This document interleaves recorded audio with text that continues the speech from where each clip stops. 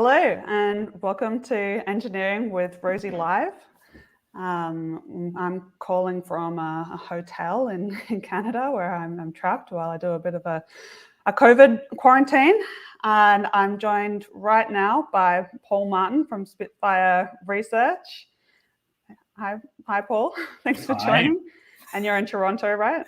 I am. I'm in my basement, my basement office studio hideaway from the world. It looks familiar from the video that we did together on blending hydrogen into gas networks. That's right. That was brand new at that time. I'd been kicked out of the living room by my wife, who just said, enough of this. You go and work in your office. So I had to clean the mess up and get down here. Anyway, so it turned into something. Yeah, fair enough. Cool. We're also going to be joined by another Australian, though he lives in Canada. He has ages. James Carter, who's an EV expert. He is going to join us in a couple of minutes. So I will introduce him properly then. And also I'll let you, Paul, talk a lot more about your background and why you're involved in the energy transition and what your interests are in a minute. So first of all, for people watching, this is an unusual time for me to be live streaming because I'm on the other side of the world to normal. So it might take a little while to get the viewers rolling in. But anyone who's watching now, let me know where you're watching from and what challenges and opportunities do you see for the energy transition in Canada? Because that is the topic of our live stream today. I thought while I'm here and I've got a bit of extra inside downtime than what I've planned, I have thought that, as I work more on the energy transition, it's interesting how different it is from place to place. I was living in Denmark when I started this YouTube channel, and the energy transition there has way different challenges and opportunities to what it does in Australia, where I live now. And I thought, while I'm in Canada, then it's a good time to talk about Canada's specific challenges and opportunities. So I'm just going to start by thanking the sponsor of these live streams, which is WeatherGuard Lightning Tech. WeatherGuard make a strike tape, which is a retrofittable lightning protection systems for things that go fast, like wind turbine blades and aeroplanes. And these live streams wouldn't happen without their support. And also, I need to thank the Engineering with Rosie Patreon community, who also provide a lot of support for the live streams and also for the channel in general. And I have some questions that they have submitted ahead of time coming up. Okay, so I just wanted to start with, let me just bring up the screen. I did a little post on LinkedIn to see what people thought about Canada's energy transition. Usually I do one on YouTube too, but my YouTube poll wasn't working, so I wasn't able to this time. So I asked, do you think Canada is an energy transition leader or laggard? And 2/3 of people said laggard. What do you think about that, Paul? Is that fair? No, it's dead right. We are resting on our laurels. That's the best way to put it. Canada has this tendency to do this constantly. So we, as you can imagine, we have this tremendous advantage for decarbonization by virtue of enormous resources of land that's basically not put to industrial use already, and a diversity of different geography, huge hydro resources, huge natural resources of every kind. Some of the best uranium, for instance, that you can get, some of the highest grades of uranium in the world, and of course the Athabasca tar sands, which are just 300 years worth of petroleum. So we have it made in energy terms in Canada, and we've rested on our laurels. I mean, we made really good decisions back at the turn of last century. We built some giant hydro projects, and then the middle of the last century, even more so, we jumped in Ontario in particular on the nuclear bandwagon with both feet, which was actually, given that the alternative at the time was coal, a really good decision. It saved hundreds of thousands of premature deaths. So, and those resources are chugging along, and they're making, the electricity that's powering my participation is in this event is about 50% coming from those nuclear power stations, and some of them are nearing their end of life.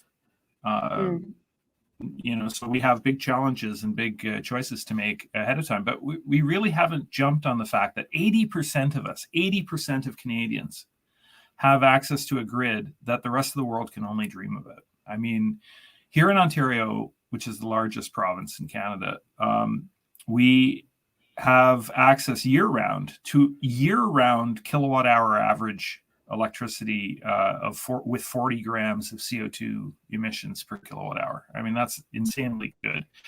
And how does Quebec compare to the world average? Do you know? World average is probably on the order of about 600. I could be wrong on that. I know the US average is around 450.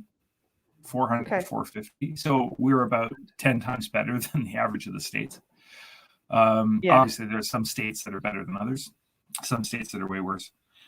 And last figures I had for Australia were around 1,000, despite all the solar. So, we're very lucky here. And Quebec and BC and Manitoba, they're even better. Newfoundland is a bit of a mixed bag because they have exports of huge amounts of hydro from Labrador that don't go to Newfoundland. They go to New York State. And then they burn coal in Newfoundland still.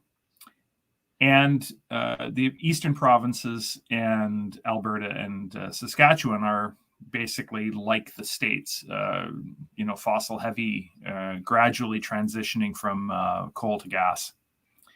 And they kind of affect the whole average for the rest of the country.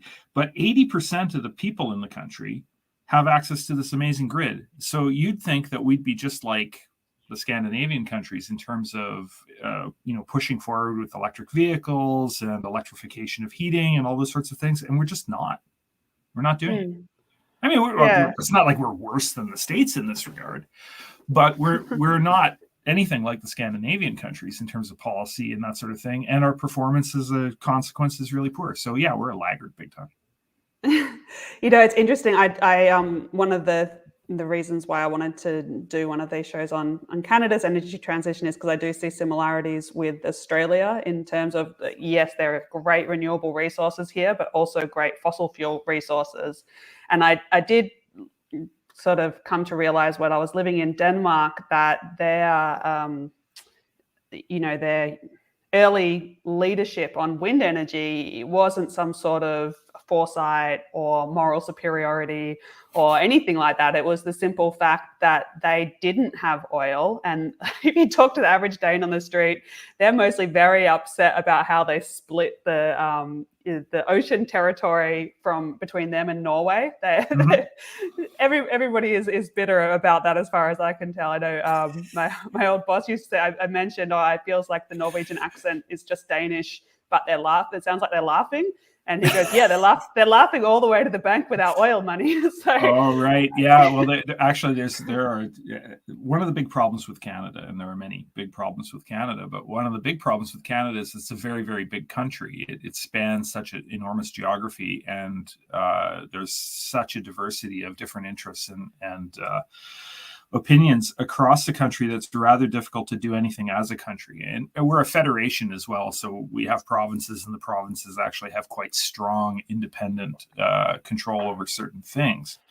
And so one of the historical kind of unfortunate situations that happened is when Newfoundland joined Confederation in 1949, which obviously wasn't all that long ago. They were a British protectorate all the way until 1949. When they joined, one of the things that they wanted to do was to exploit this hydro resource in Labrador. But in order to get it to market, it had to go through Quebec. So they struck a rather bad deal with Quebec, where Quebec basically got all the money. And everyone in Newfoundland is like, oh, that was, the devils in Quebec ripped us off. And, we're a poor fisherman's province. And, we had to put up with it. And of course, what happened later, but Newfoundland became this offshore oil superpower for a while.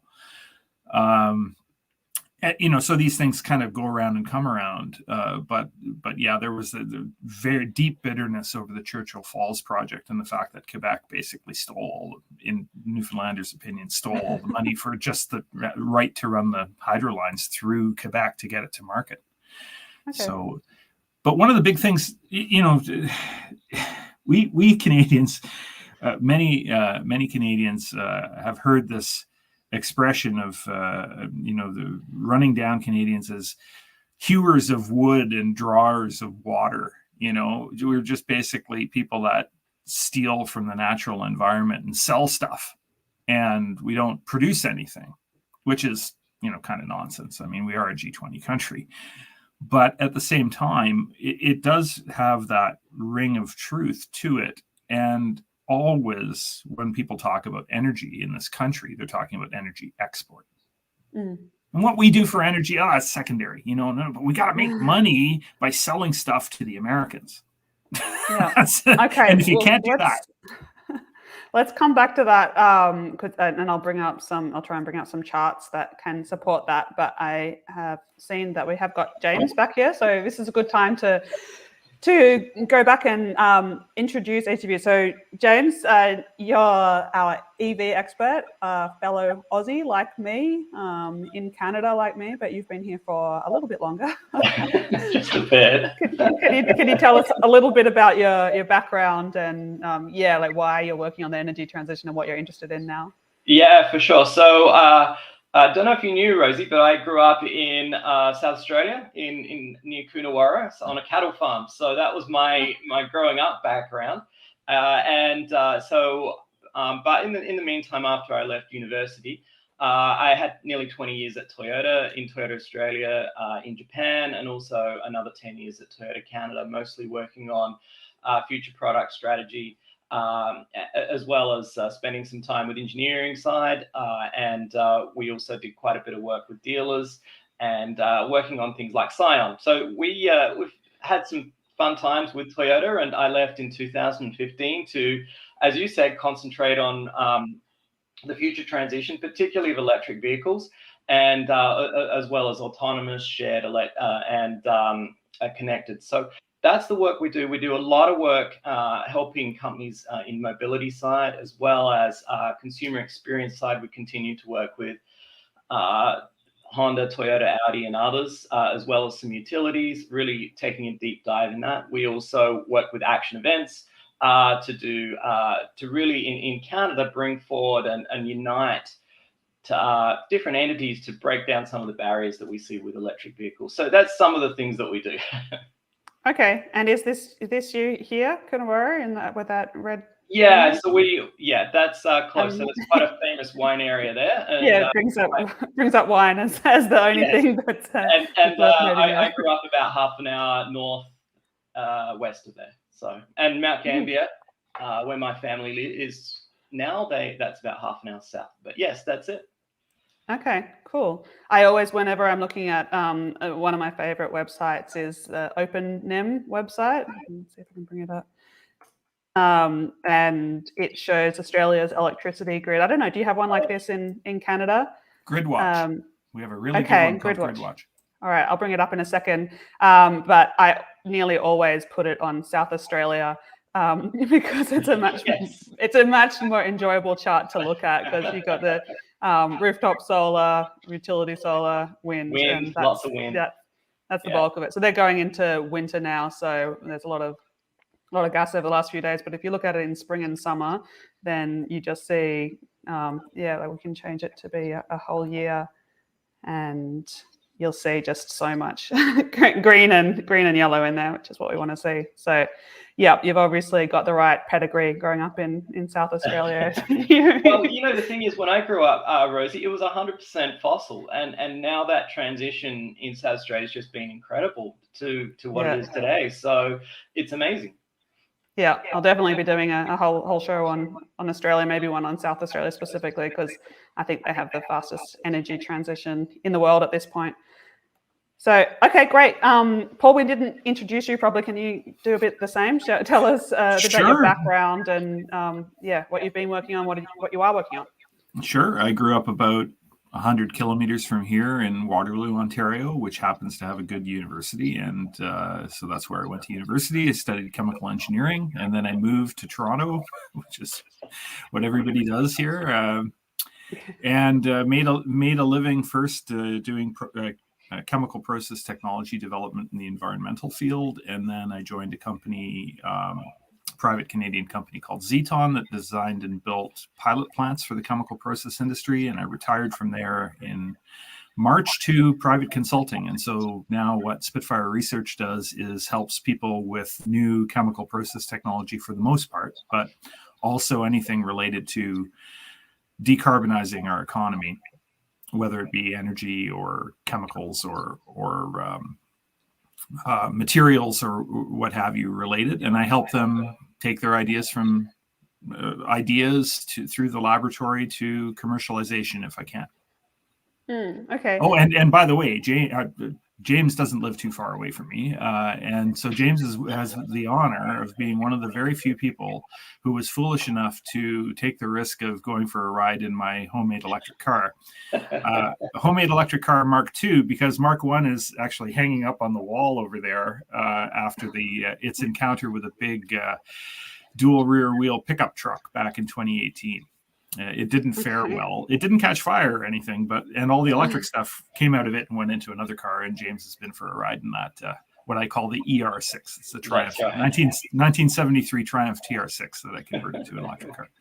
Very cool. And don't you have an off-grid maple syrup farm as well? Yes, actually.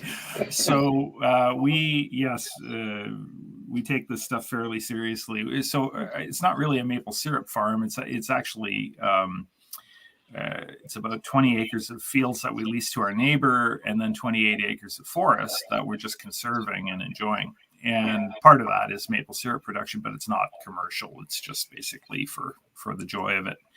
But that place is too far away from the power lines to make it sensible to connect. I mean, we could, but the dollars per kilowatt hour, which matter a lot to me because I'm cheap, the dollars per kilowatt hour that we would pay just to maintain a monthly contract with the local grid cost us more than the solar plus batteries that we installed. So we just installed solar plus batteries, and it's a wonderful learning experience. It teaches you so much practical common sense in dealing with the renewable energy transition, just having one of those systems and using it and being dependent on it.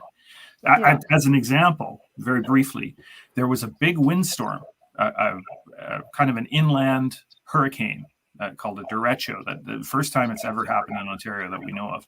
And it took down all kinds of trees, and with it all kinds of power lines, including our neighbor, the farm next door that leases our property. He was down for at least 4 days, and I'm not sure if he's back up yet because the tree took down a pole with a transformer on it. So it's a big deal to replace it.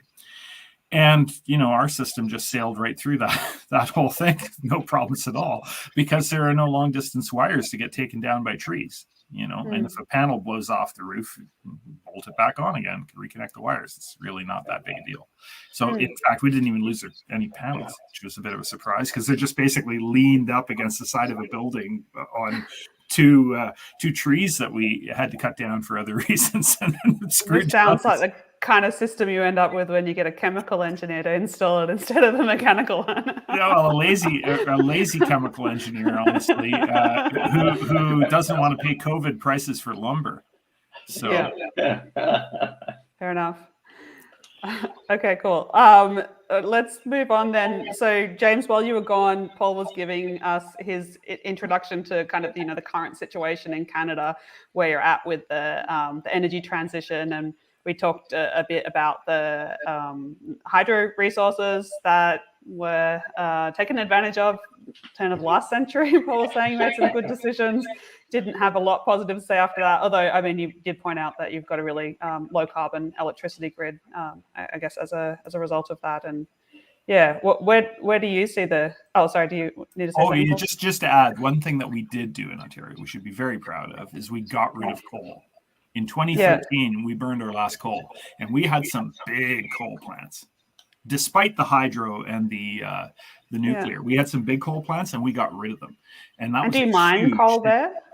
In Ontario, no. We do mine coal in Alberta, but that coal is shipped generally. It's metallurgical coal. It's shipped to the Far East. Yeah. Okay, so James, where do you see things? Like, what's the situation in Canada now? And I showed, I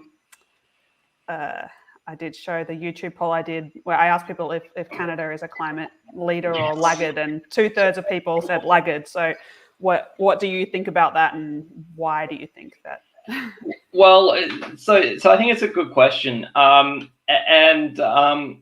it really kind of depends on which lens and where you come from. I think in looking at that, I think there's one really strong degree of truth, is that most of the clean energy has been in for a long time, and that's hydro, and really the amount of new clean energy that's come in. I mean, it's been some, but in terms of the total grid, it really hasn't been tons.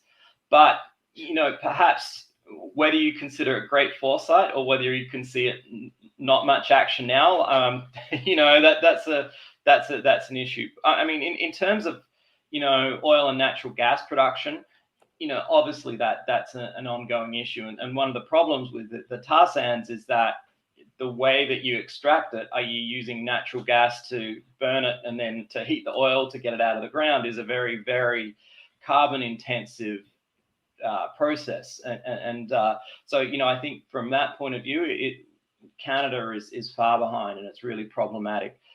If I look at automotive, and automotive is a bit of a funny one, because Canada has one of the most intensive CO2 per vehicle in the world today, and that's because of just like US, a focus on bigger vehicles, large SUVs, large pickup trucks that consume a lot of fuel and therefore make a lot of CO2. We're not really in a very good spot at all. And in fact, I think Clean Energy Canada said we're actually one of the worst in the world of CO2 per vehicle. So we've got a lot of cleaning up to do in terms of the automotive car park out there. And I think one of the good things is that there's actually two good things here. Is one, we're well positioned because of that clean energy that Paul was mentioning. Is once we start converting those vehicles to electric, it's such a massive win. Like, we're talking 90% plus CO2 reduction, even over a life cycle of the vehicle. That car, 97% reduction of the same car between pre and post conversion, 97% reduction. It's crazy. And I mean, even if you looked at, say, a Tesla or a Hyundai Ioniq 5 or whatever, and baked in the emissions, the production emissions for the vehicle, you're still at north of 90%. And that is such a huge blessing, a huge win for Canada in terms of being able to convert the fleet. And I think one of the things is that Canada's federal government is starting to lean on doing that, not as heavily as I'd like, but certainly some of the state governments, particularly Quebec and BC, are really pushing hard to do that. I think BC was at 17% last month EV. That's insane. That's amazing. The leader in North America. So really good on them for doing that. Okay. Certainly we have the potential. I mean, EVs here are a no-brainer, like an absolute no-brainer. And people think, okay, it's a cold climate. Oh, aren't EVs bad in the winter? They're not. The real issue here is just Alberta and Saskatchewan. And in Alberta and Saskatchewan, they would probably reduce greenhouse gas emissions a bit. But they would reduce toxic emissions considerably. So EVs are a straight up win in Canada. And it sounds like BC is doing a good job. That's great. Ontario and Quebec, not so much. Oh, especially Ontario, like backwards, man. Oh, it's so frustrating being. Yeah, that's politics. I mean, we have a closeted climate change denialist as a premier. Right. By closeted, I mean he's too smart to say it out loud. But every action that he takes makes it clear that he doesn't think climate change is something we should be worried about. Right.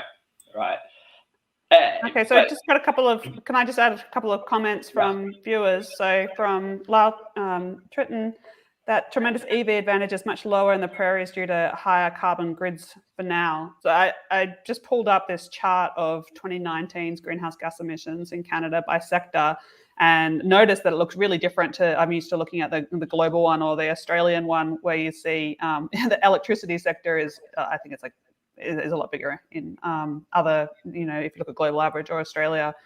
So you still got high in transportation. It's it's nearly as big as oil and gas, and electricity is low. So it does seem to be an obvious place to swap. But what do you say about this like geographic difference?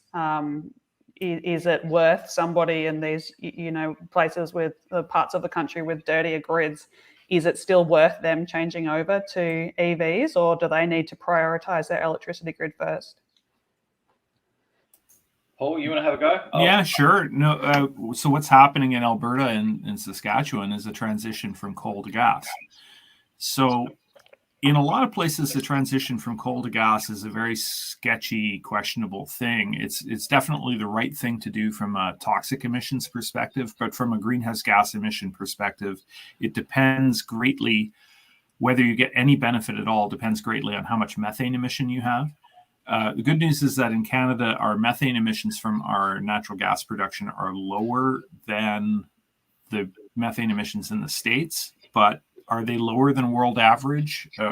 Certainly there are Canadian gas producers that I've spoken with who are convinced that that's the case, but I haven't seen any compelling evidence myself to give credit for a lower methane emission than the world average in Canada. So yes, they have to transition their grid. And yes, even at their current grid intensity, an EV is a good idea in Alberta and Saskatchewan. But let's be realistic here. Although Alberta is a major driver to Canada's economy by virtue of its fossil fuel business, it isn't.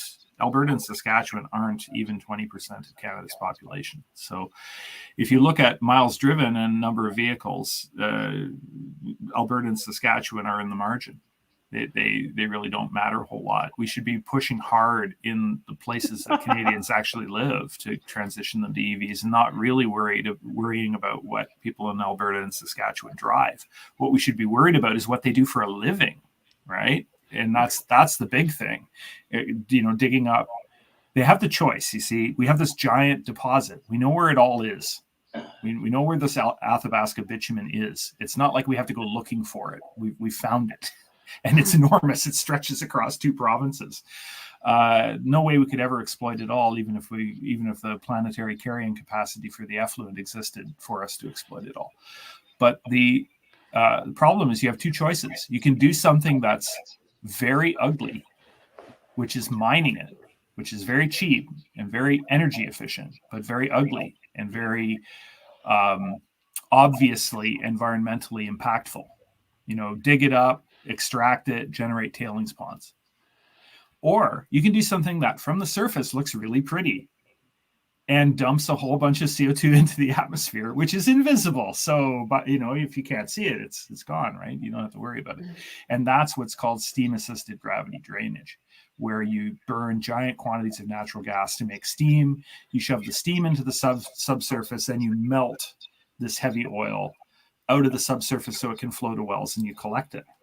And about 50-50, I think, is the ratio between mining and the 2 in situ processes that are used, SAGD being one of them. They're, the SAGD emissions are really, really high. So we've got to stop that.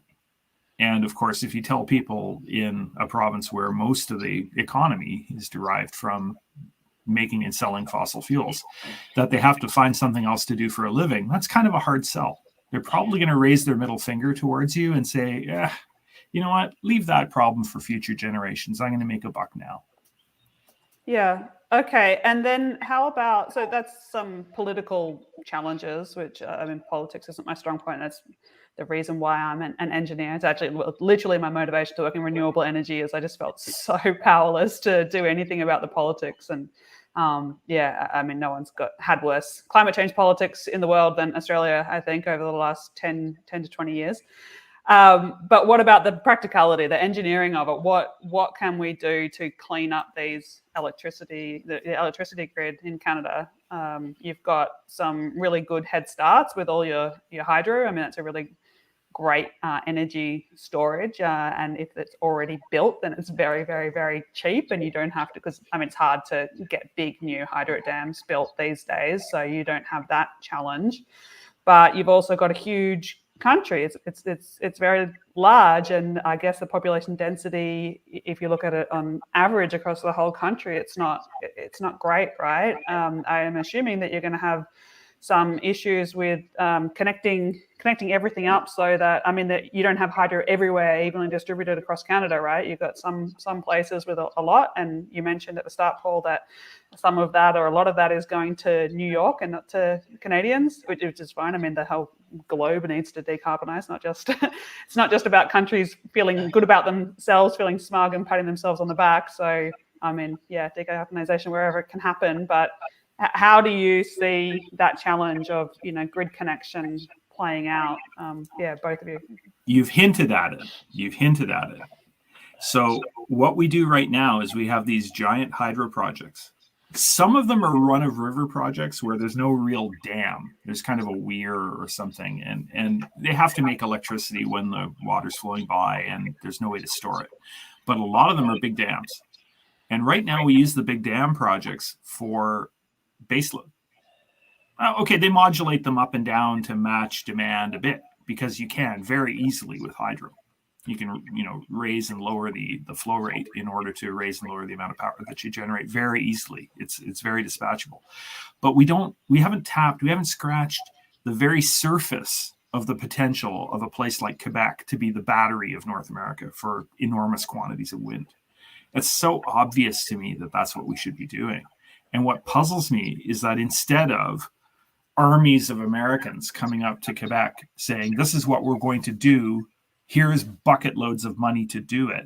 Instead, what we have is these contingents of Germans who want to come here, buy so-called stranded hydroelectricity, where the grid capacity locally to a dam isn't quite enough to deliver all of it to market at an equitable price. And so people want to do other things with it.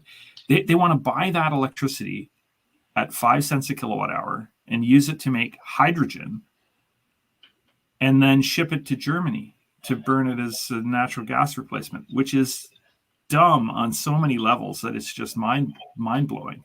But the biggest one is that the hydroelectricity that they're buying at 5 cents a kilowatt hour probably has a 10 cent a kilowatt hour replacement cost. And we're going to need it to power all these EVs and switch from natural gas heating to electric and all that sort of thing. So it would be really short-sighted and foolish of us to do that. And guess what we're doing? So yeah, the other thing is that's a common theme around the world, that people aren't realizing the value of hydro where it is. I know when I did a video with the Redefining Energy podcast guys, Laurent and Gerard, they were really upset about the way that hydro is managed in Europe, that it's basically, used like a baseload power source, and it's not used in a flexible way and with as much, pumped hydro to use it like a battery. And I know my brother lives in Quebec, and he said that until recently they were trying to encourage Bitcoin mining industry to come here and giving them, generous access to their clean electricity. And it's like, yeah, okay, it's great that you're going to have, that you're using clean electricity, but if you're using it to do something you don't need to do, when it could be used to decarbonize something that you do need to do and is currently very emission intensive, then it doesn't seem like a good environmental outcome or climate outcome. The other thing is that we have to be careful with how we analyze things. So obviously Canada has an enormous land area, and population per unit land area is very low. But in reality, most of us live within 100 miles of the US border. And so most of our grids don't run east-west, through that little strip of 100 miles where everybody lives in Canada. They run north-south. So that's actually the big problem, is that we don't have the Canadian national grid infrastructure. We don't have good interconnects between Quebec and Ontario. There are interconnects, but they're tiny relative to it's not like we have a major hydro corridor connecting Toronto to Montreal, for instance. And we should. I mean, that's in the national interest. We should have it. We didn't build it because why would you bother when you've got this giant market to the south of Americans who just want all the electricity you can send them and then more. So, okay. I've got a comment from. Oh, sorry. Yeah, that's actually true. And one thing Australia's done well is really develop, the national electricity market, the NEM there, and that's one huge advantage that they've had, versus Canada is that development. Okay. I saw something came in from Nicholas, probably Ronquist, and hi Nicholas. But anyway, he said Quebec has announced that they're not going to be exporting hydrogen.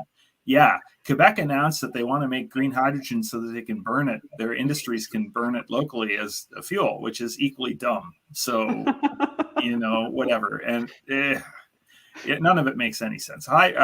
People who know me know that I'm not negative on green hydrogen. I think it's incredibly important to our future. But I am extremely negative on wasting hydrogen as a fuel, regardless where you get the hydrogen from. It doesn't matter how you make it. Burning it as a fuel is dumb and not in the interest of decarbonization, with rare exceptions, very rare exceptions. Okay.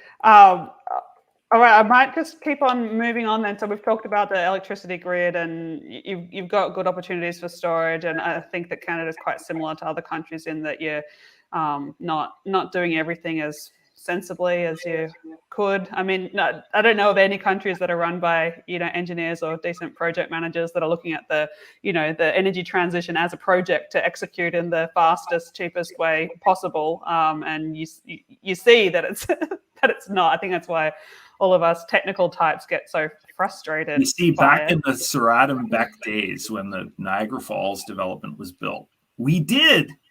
That's how we ran things. And then we learned that it was much more politically expedient to have the politicians in the middle of it instead of having the technocrats make the decisions. And it went to hell in a handbasket. It was really disastrous. So people used to listen to what engineers had to say. Is that they really did. I mean, Seratum Beck made some pretty clever decisions.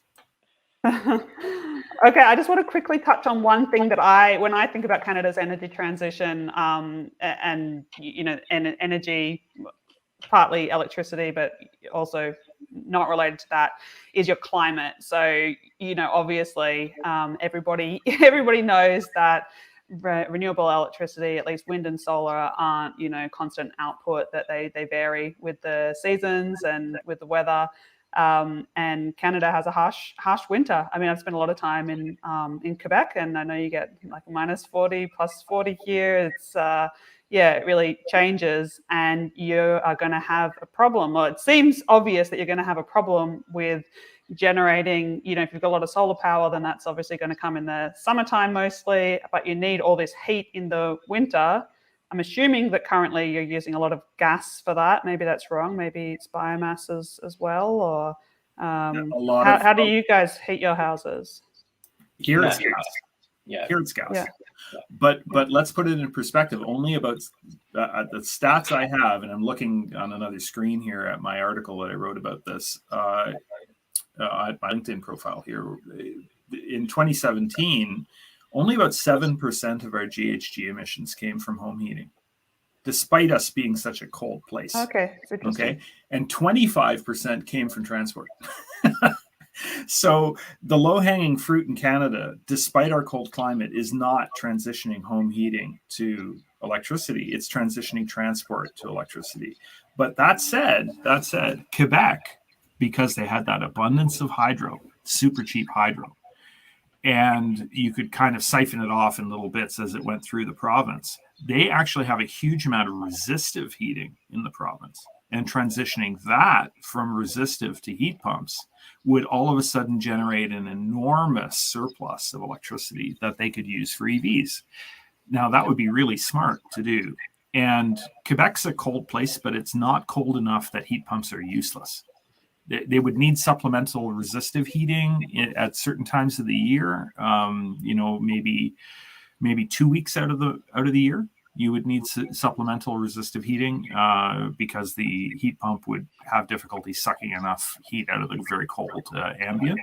But by and large, you could get away with it. You could definitely do it. Okay. and you've got all your hydro storage to power those couple of weeks then, I guess. Right. Well, actually, that's one of the really important things about this connection between Ontario and Quebec is that Ontario's big demand is in the summer for air conditioning, because we have a hot, humid climate here in the summer.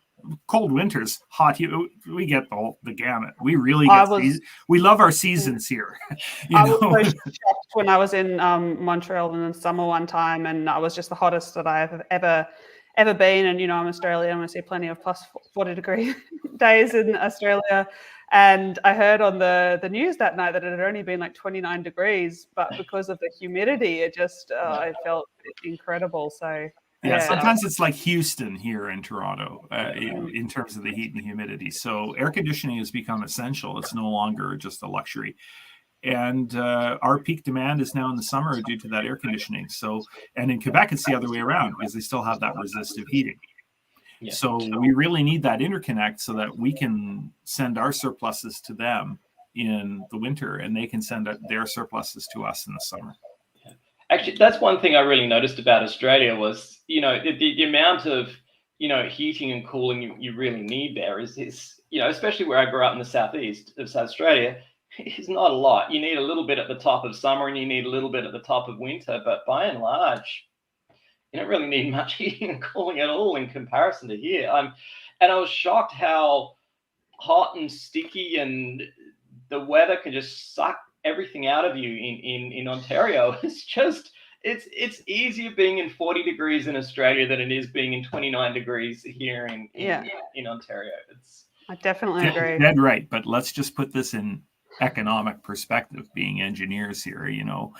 The thing that drives me a little bit mad about this whole discussion when we have it is that people in Canada whinge and wring their hands about how expensive energy is and how it's cramping their lifestyle. Now we have a fairly nice house here in Toronto, family of 4. It's not top of the line energy efficiency. It's not bottom of the market energy efficiency. It's somewhere in the middle. And our natural gas bill is less than what we pay for our cell phones. It's true. Okay. And that's all our heating, all of our domestic hot water, all of our cooking is all natural gas, because if you got a gas connection, you use that cheap energy like crazy. And that's cheaper than our cell phones. Forget about internet, just our cell phones. That's saying just as much about our outrageous cell phone prices as it is about the relatively cheap natural gas pole. Yeah, there's 2 problem areas. The weird economics in Canada, that's true, but at the same time, I mean, we are talking about 2 services that in the old days brought wires into your house, wired telephony and wired electrical power. They cost about the same. One of them burns giant quantities of stuff, whatever, nuclei or water going over a hill or whatever the case is, or natural gas being burned, and sends that to you over big wires. And the other just is data, and computers. And they cost the same. It's nuts. We're getting ripped off from one of them, I can tell you. Okay, I want to move on to transport in a second. But first, I just need to, I'm always talking about solar thermal when I'm talking about renewable heat these days. It's one of my recent obsessions. And when I recently did a live stream on renewable heating, I did talk about this project in Alberta, Canada, where they have seasonal storage for solar. And they were getting the efficiencies like from the amount of solar power that they captured in the summer and then used in the winter. They were getting efficiencies of I think like 90%, or they were able to use over 90% of their heating needs were met by solar, which it was totally counterintuitive to me, because I would assume that Canada of all places that wouldn't be possible. But I think that. What do you guys think about solar thermal for Canada? Do you see it playing a big role? The trouble is the marginal capital cost, so it's great. Absolutely. If you want to build a new community and you were to mandate by regulation or something that it had to be as green as you could possibly make it at whatever it costs, you could certainly do it. The cool thing about this project in particular is that it manages to do it in a kind of a geography that works. Whereas people who've had, big rural properties where they could position a house in whatever orientation to the sun and trees and landscape and all that sort of thing, they've been able to do passive annual heat storage forever. I mean, hippies in the 1970s were doing it. This is just using technology to make it possible to do on smaller land footprint. So it's established technology. People know how to do it. It's just, the capital cost to achieve that result is substantial. So is it a good idea? Yeah, sure. Should we do it? Sure, absolutely. But the first thing we need to do is we need to make emissions to the atmosphere really expensive. And that's the cool thing about Canada. We've done that. And we've had 2 federal elections, and we've managed to make that carbon tax stick. So that's really awesome. It's headed to $170 a ton by 2030. And it's very popular with the Canadian public because there's a dividend that pays you back the average amount of tax that you spend. So the people that waste a lot of energy and generate a lot of emissions, they get taxed a lot, but they also have a lot of capital to spend on reducing their emissions. And poor people actually do better under the system than they do without, because they consume more energy than the average. So this is an interesting topic to get James's opinion on, because I mean, I don't even talk about carbon taxes anymore because it was just impossible to stop myself from going insane from the way that it was handled in Australia. And I think in the US that it's more similar to the way we see it in Australia maybe than the way in Canada. So James, what do you see the difference between the way that this topic was handled in Australia versus Canada? It's a good question. I think in general, Canada is a little slightly more progressive, especially if you take out the prairie provinces, which are very conservative. But you look at BC plus Ontario and East, they're generally sort of centrist and slightly left of centrist politics, which compared to Australia is slightly right of center in general. And I think because of that, there's been a little bit more support for things that move the environmental dial a bit more, such as carbon tax and other things like that. So to me, that's where it really lays. But overall, obviously, when people vote, they don't just vote for carbon tax; they vote for a huge bunch of other things. And at least for the last 7 years or so, it's been the liberal centrist government that's been able to enable things like carbon tax. Certainly, progressive conservatives are not. As soon as they got in, there'll be no carbon tax, unfortunately. So that's how I see it as more connected to politics. But you see, Rosie, I don't want to turn this into too much of a political discussion, but at the same time, it's really important to get this idea through people's heads. We were told, people were yelling at us from their, well-funded megaphones that if we put forward this carbon tax, that there'd be these, gilets jaunes, people in the yellow vests, like in Paris, yelling at us, and with pitchforks and so on, and torches in the street if we put a carbon tax in place. And it didn't happen. And, any government that puts forward a carbon tax is unelectable. They were elected twice. There was a Supreme Court challenge by these 4 provinces that have these closeted climate change denialist premiers like Ontario, and they lost. And this is, people vote on things more than just carbon tax, but carbon tax is a tremendously important wedge issue in federal politics in Canada. And a deeply unpopular Liberal government was reelected despite being deeply unpopular, largely because the other party said no carbon tax. Right. Or carbon tax. Here's a bullshit carbon tax that isn't actually a carbon tax, just to make people in Ontario and Quebec shut up about it. And it was unsuccessful. They didn't get reelected. They didn't get elected, and Trudeau got reelected. So it's the law of the land, and it's going to make a huge difference that a lot of this voluntary stuff just can't. Okay. All right, let's move on to transport so that we have some time to cover that. And I know we're going to lose you, Paul, in a few minutes. But yeah, I brought up that same chart again, emissions by sector, and transportation's 25% of it. So, Jade, you talked a little bit about that at the start, and I think you mentioned the figure 17%. Is that you're up to 17% of sales of in British EVs? Columbia, British Columbia Q122, which is the leader in North America.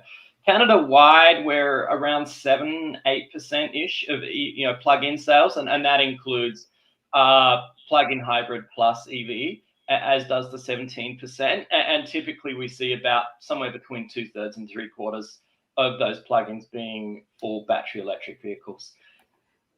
Okay, and so what has gotten you to that point? I mean, you're I don't know what the world average is. You're obviously probably behind Europe and ahead of Australia, say, like take two bounding cases pretty much. Yeah, what's been done so far to get that, or is that just kind of like the natural demand? Yeah, so no, there's definitely incentives and there's definitely things happening. So to give you a broad overview, the big provinces in terms of low carbon emissions, being BC and Quebec, have been providing very generous incentives to EVs between $3,000 and $5,000 just from the province. So that is very good. The other thing that they've done well is they've positioned, and this goes with the federal government as well, is that they've positioned the prices, that the retail prices of the vehicle only up to a certain point. So really they're only subsidizing the electric vehicles on the lower end, which I think is the right thing to do. Federal electric vehicles have a $5,000 grant, and the cutoff is a certain amount of kilowatt hours in the battery. So there's actually some of the larger plug-in hybrids can actually claim the full $5,000. Those that don't have a $2,500 credit. So this does make a substantial difference. And obviously it drives adoption. It's why Ontario is nowhere near, because there's no additional provincial incentive, and there was, but this is obviously one of the things that's driving that. There's also some other incentives regarding things like charging and helping charging out. One of the big ones is the rollout of chargers. Certainly Ontario's done a poor job of supporting that. British Columbia and Quebec have done an unbelievably good job of supporting both DCFC rollout, support of charging at units, and they haven't really got going on street charging yet. But they are some of the things that are really making a big difference. The incentive helped me. There's my invoice. Ioniq 5, I'm on the wait list for the fall. Oh, congratulations. Well, I'm excited. My homemade electric car is really fun, but it's not very practical. Maybe it's a personal question. How much do they cost here, an Ioniq 5? My invoice, and this is for the long range version 4-wheel drive, not with all the bells and whistles, but package 3 of 4 trims that you can get, was $54,977 all in, taxes and everything. So that's Canadian dollars. So I'm sure it's over 70 in Australia, and I mean the Australian and Canadian dollars are pretty close. I'm trying to buy an EV at the moment. I'm finding it very hard to get my head around the amount of money involved. This is the most expensive car I've even ever thought of buying. Remember, I'm cheap. Okay. Yeah. So this hurt. To sign that hurt. My hand was shaking, but still. The last car I bought was when I moved to Denmark. I got a Skoda Fabia secondhand, and I mean cars are very expensive in Denmark because they have this immense tax on new cars, which filters down to secondhand. And I think I spent like maybe 10,000 or a bit less than on that, a 10-year-old car. Yeah. And now James knows because I've been bothering you with buying advice for probably most of the year now. It's a very common thing for me, I can tell you. Interestingly enough, though, Rosie, when you compare a Model 3, Model 3s are, and a lot of the Tesla range, particularly Model 3, is actually cheaper in Australia than in Canada. And the reason is because tax is separate in Canada versus Australia. MSRP point includes GST. It's cheaper, and once you sort of balance in a bit of currency, I reckon that in Canada for a base Model 3, you're paying about $5,000 more than in Australia. Okay. Yeah, I just need a station wagon or hatchback at least, and then I can get a Tesla. So Ioniq 5 is your car. That is a good yeah. See, that was our situation too. It has to be a lug. It has to be able to lug stuff. Yeah. Yeah. I mean, we never drive anywhere unless we're driving to the coast with surfboards or, to the mountains with skis or mountain bikes. So, yeah, it's. I don't know. I find a lot of the people like really concerned about climate change are the same as me, where you're kind of like the hardest use case for an EV rather than the easiest. It's very easy if you've got 2 drivers in the family and someone's driving mostly commuting to work. That's such an easy thing to replace with a cheap EV with a short range. But neither me nor my partner drive to work. We ride our bikes and don't do a lot of small short trips in the car. So I think you've just brought up something that's quite interesting, Rosie, and that is how people use their cars. And what we typically find is that people commute in their cars, so that they're doing maybe 20 to 50 kilometers or maybe 80 kilometers maximum a day, and they are well within almost every electric vehicle can do that. And, even the cheapest and smallest Mini Cooper E with still 160, 180 kilometer range can cope with something like that. And even if you halve it for the worst day in winter, most people are going to be able to get away with that. And I think that's the thing that people sometimes miss about their vehicle purchase is that people try and capture everything that they can possibly do with that vehicle, and I get that and I understand why, but sometimes it's not such a good way of looking at it when we want to talk about moving towards electric vehicles, and I think that's a problem, because if we say, well, if we can cover 95% of our driving or 95% of our trips with an electric vehicle, you know what? That's pretty darn good. That's great, in fact. And maybe once a month we have to rent a car to do some of the other odds and sods jobs that we need to do. Then so be it. And sometimes thinking outside of the way that we typically operate our vehicle, or typically what we buy our vehicle for, can really yield some really big dividends in terms of what vehicle we can buy and what emissions we actually put out. Because we have a look at people commuting in pickup trucks and large SUVs, and these things have got 400 grams, a kilometer of emissions. It's insane. So we really need to change our philosophy and mindset. I pulled up to the hardware store, lumber yard up near the farm with my little Prius C hatchback. And, I needed some metal roofing, and open the hatch and go, how are you going to get fitted in there? Like, why didn't you get a truck? And, man, people with trucks have no imagination. Are you kidding me? I built a whole addition to my house with a Honda Civic hatchback, a CX hatchback. That was my truck. And I roll up to places and people go, how are you going to put it in that? So who said anything about in? There's something called on.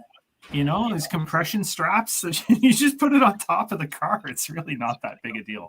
And, that's the problem. So people confuse wants with needs in transportation all the time. It's really common. And I do it too. It's easy. But I don't buy a pickup truck because I might need to move a friend every once in a while or the odd bit of equipment and then drive back and forth to work in it. That's dumb, but lots of people do. Yeah. I think it's starting to feel dumb to those people now with the price of petrol everywhere. But you wouldn't know it. They're still passing me. They're still going 120 kilometers an hour down the 401, whipping by me in my little Prius C. And I'm going, wow, you really don't care about gas prices, do you? I do, and I know we're going to lose you in a minute, Paul. So and that's all right. I sent my next call a message. He's somebody that we both know, so I'm pretty sure he'll be cool with that. Okay, cool.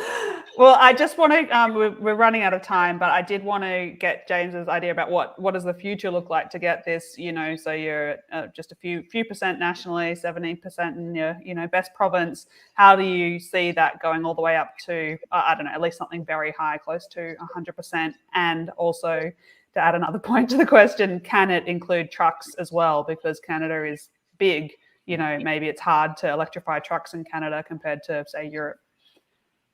Yeah, no, it's a really good question. So yeah, look, it really feels like we're at that bottom of the hockey stick now.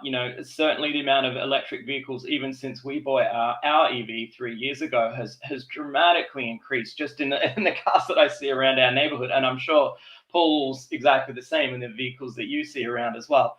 So, it really feels there is a time of change and a time of transition, and things are happening. It's people are talking about it. They're saying, what sort of vehicle should I buy next? Should it be an EV or a hybrid? And, these are not the sort of things that would have happened even 2 or 3 years ago. So, I think that's a really fantastic thing. So I think there's a few things really that need to bear in mind as we move forward with electric vehicles. The first is charging, and there's really two parts to the charging, and the most important one is not DC fast charging, it's at home. People charge 85, 90, 95% of the time at home. So we need to make sure that those people who don't have access to a garage or a driveway where a plug can be easily installed, we have to be able to support, multi-urban, apartment buildings and things like that to get that in. For people who are street charging, we need to support that.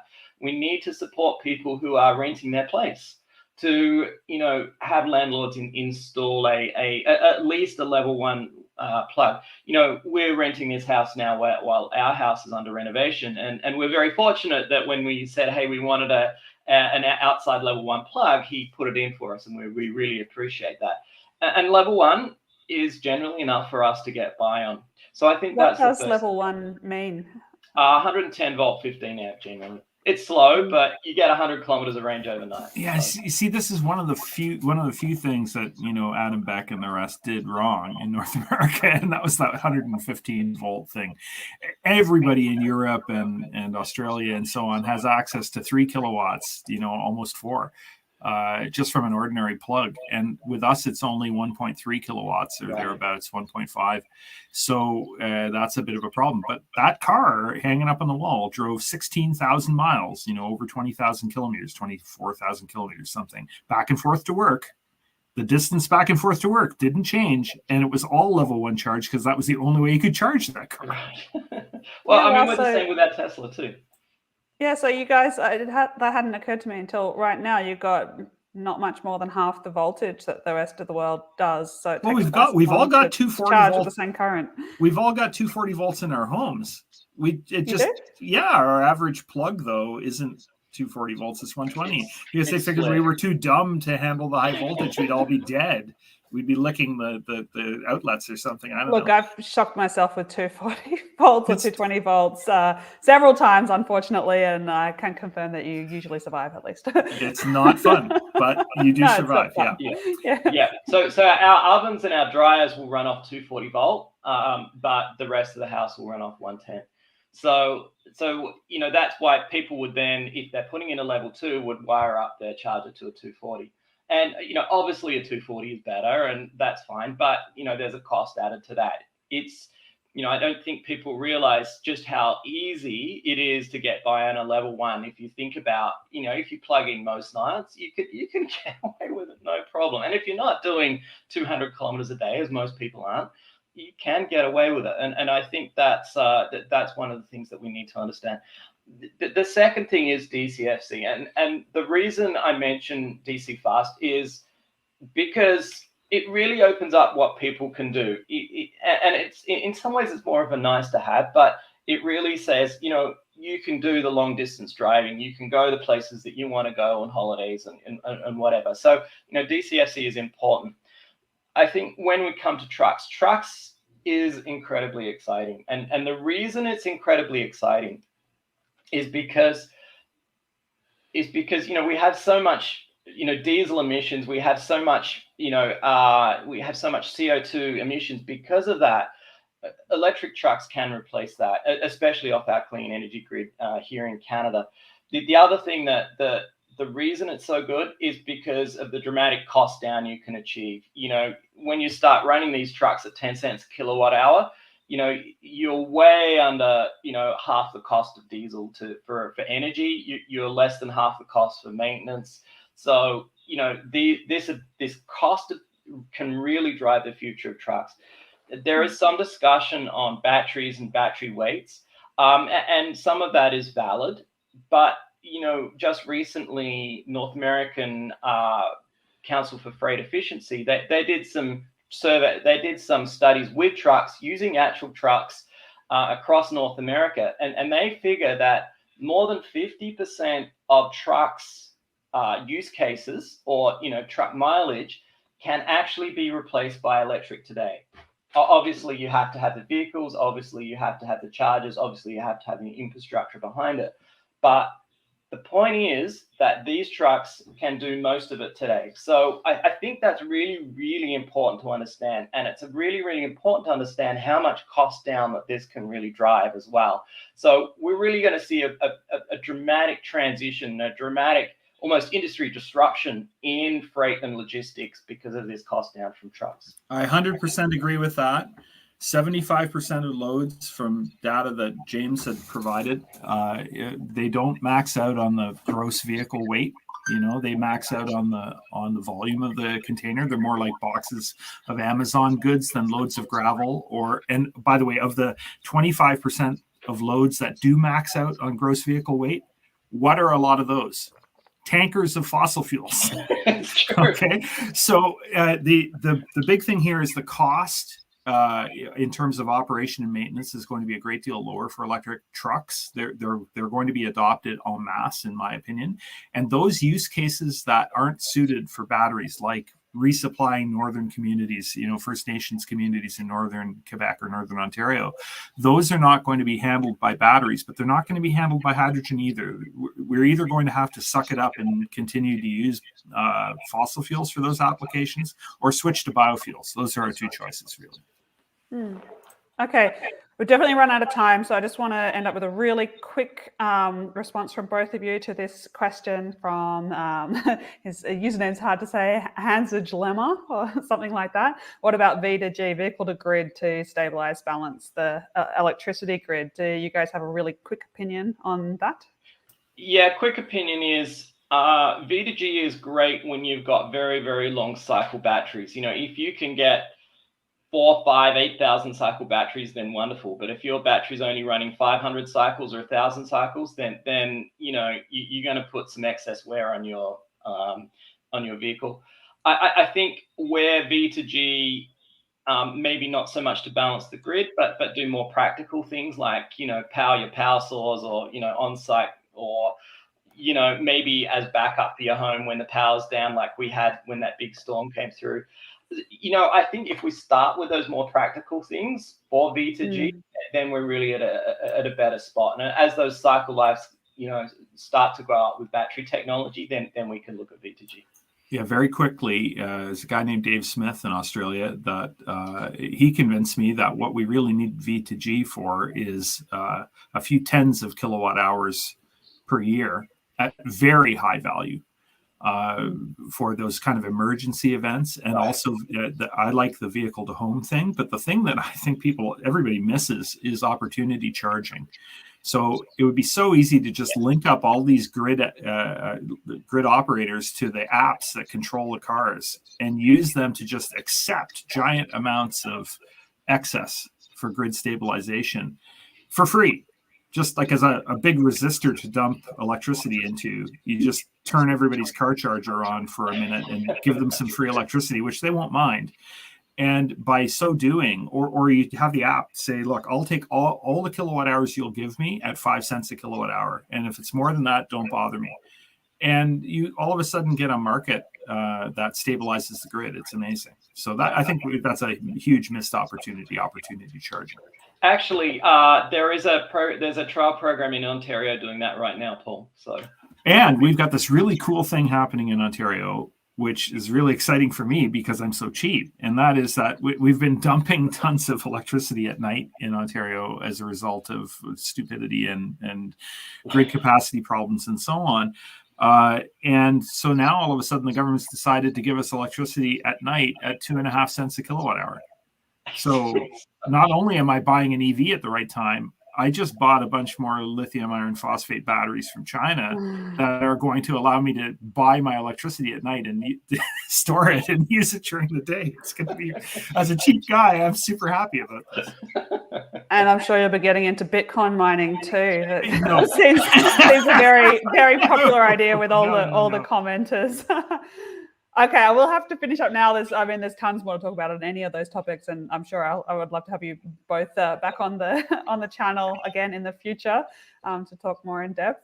But yeah, thanks so much for coming on today on really, really short notice. So I appreciate that.